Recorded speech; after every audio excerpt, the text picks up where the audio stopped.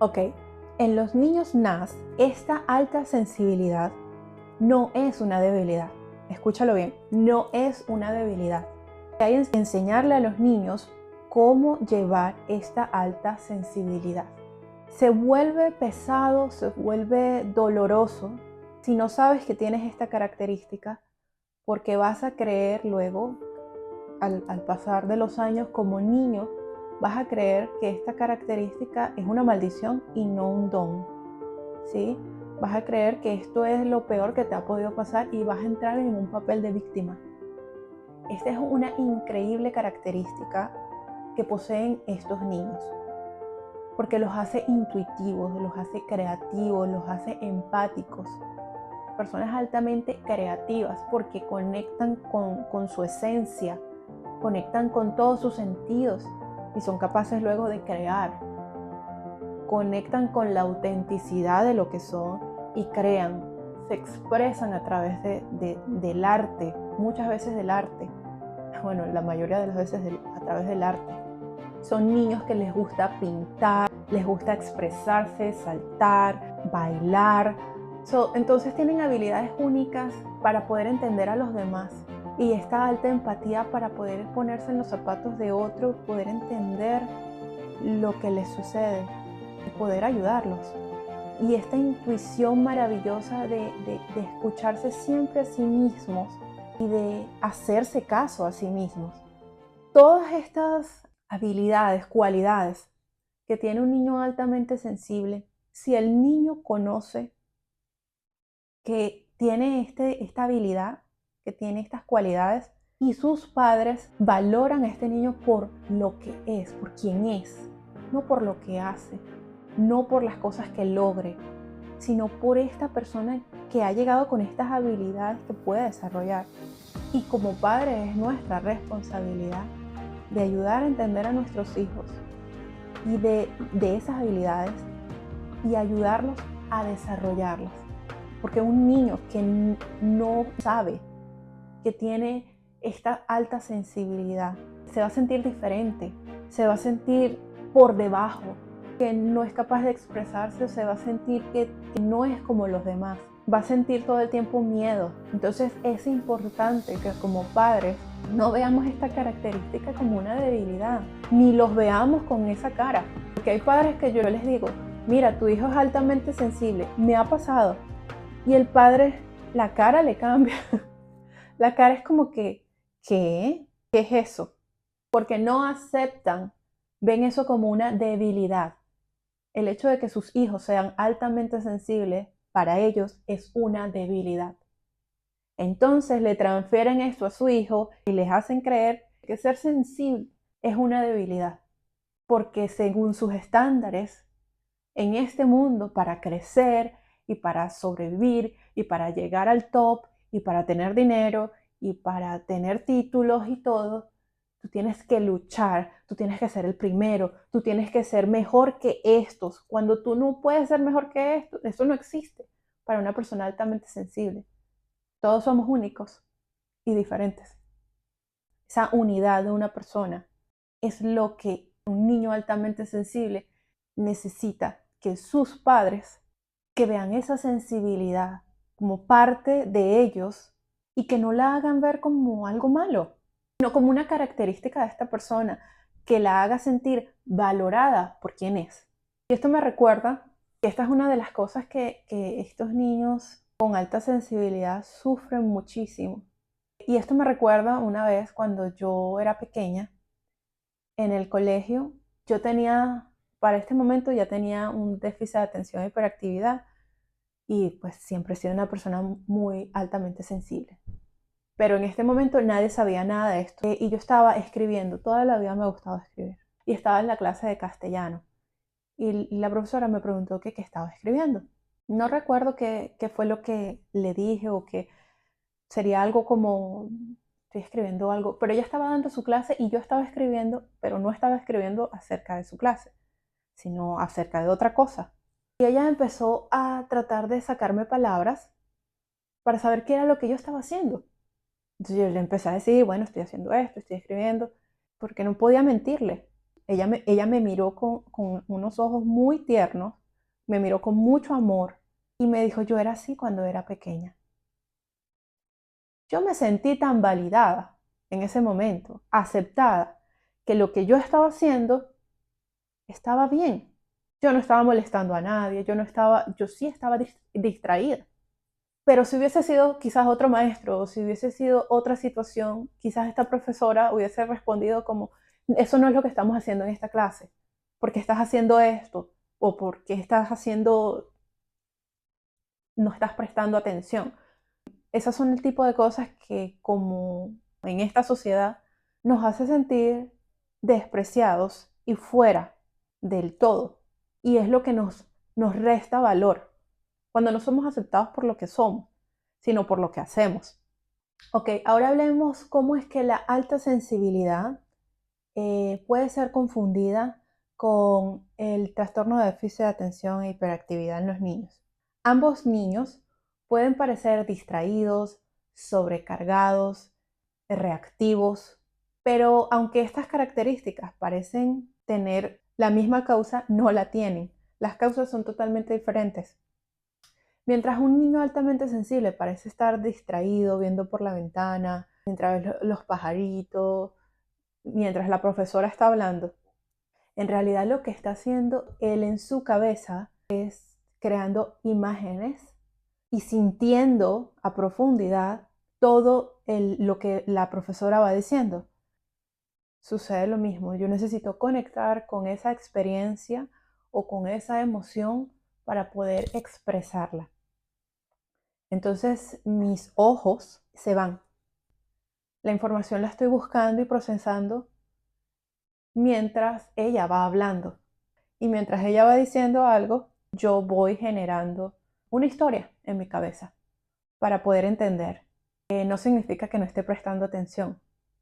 Significa que está tratando de concatenar todo y darle sentido a lo que la profesora está diciendo.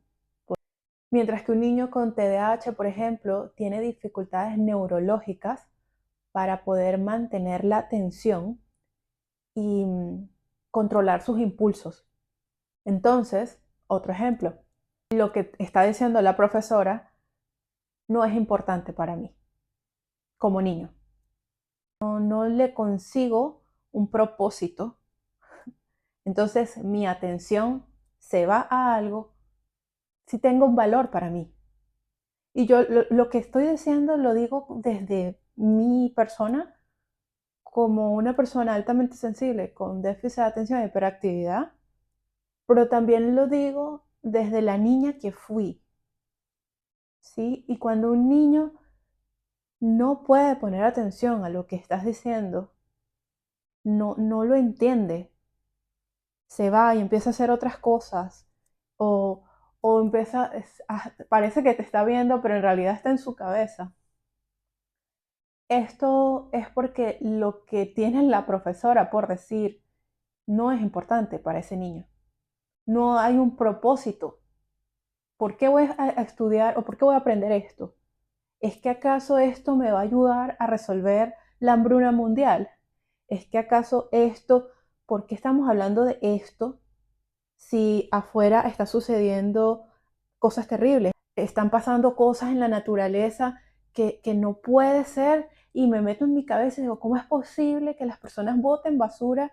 Y me hago una cosa en mi cabeza, una historia de una situación que es real, que veo día a día, pero la profesora quiere tratar de enseñarme álgebra.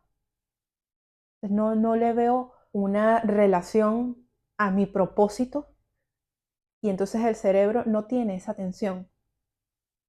Porque si no, entonces, ¿cómo explicas que un niño con déficit de atención, hiperactividad, déficit de atención, pueda hacer hiperfoco y pueda aprender algo que sí le gusta? Para una persona en 5 años le toma una carrera, pero una persona cuando está en hiperfocus le puede tomar 3 meses. Aprender todo de eso. Entonces tú dices, ¿cómo? Pero ¿cómo es posible? Porque son autodidactas, son niños que aprenden por sí mismos porque les gusta. Le buscan una solución a todo. Entonces, realmente este déficit de atención es un déficit de atención. ¿Tú crees que sea un déficit de atención? Porque tu hijo se ha distraído. Pero ¿cómo te explicas que sea tan creativo y sea tan inteligente para otras cosas? ¿Cómo te explicas eso?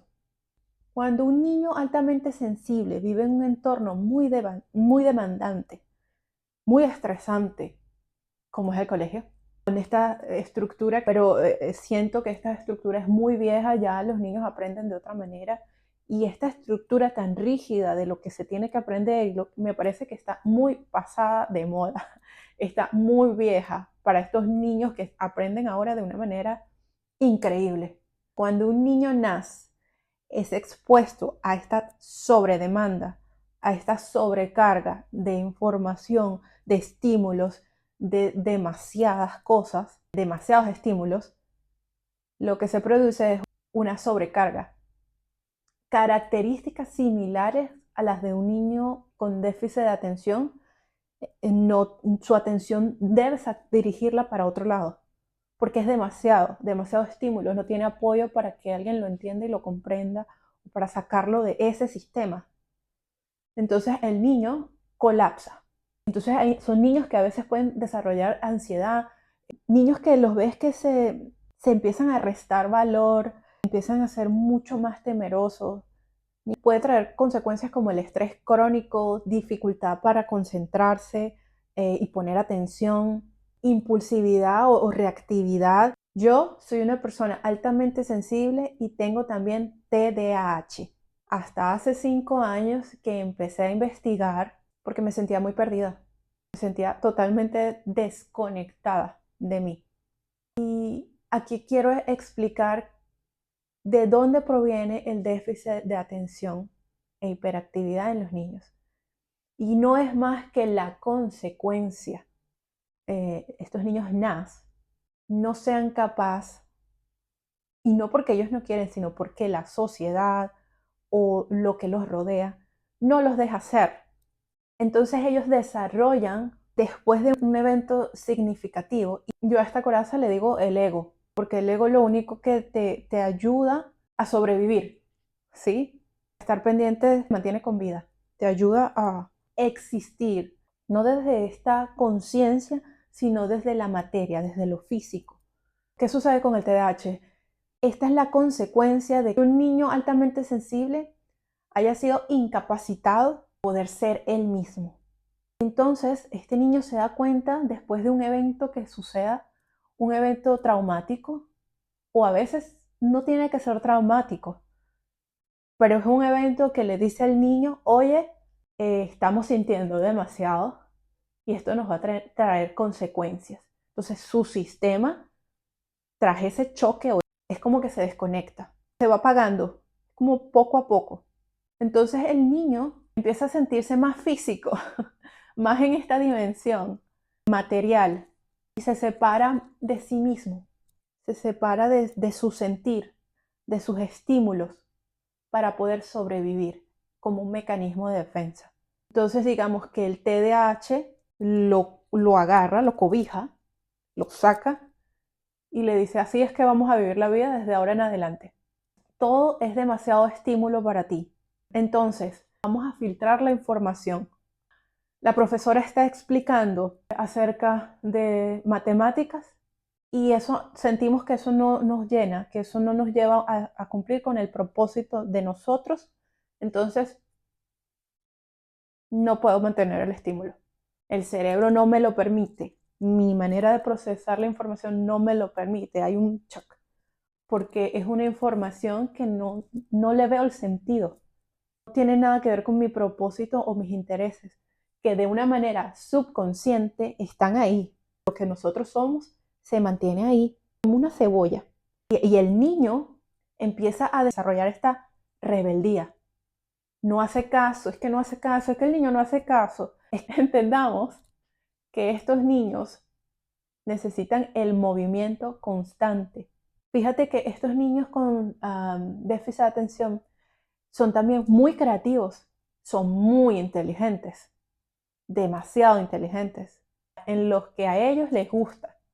Y estos niños no saben en sí cuál es su propósito. pero se dejan guiar por sus intuiciones, porque por alguna razón ellos quieren hacer las cosas a su manera. La maestra o el padre dice, hay que hacerlo no, el niño lo hace de otra manera. Son rebeldes de que hacen lo que les da la gana, en lo que ellos creen. Ellos te van a hacer así, te dan media vuelta y hacen lo que ellos quieren, porque están alineados, de verdad que están alineados con un superpoder, con algo que a veces ellos no pueden entender de dónde viene, y es ese niño altamente sensible que tuvo que ser como guardado, desensibilizado para poder actuar en esta dimensión que le llamamos vida, le llamamos tierra,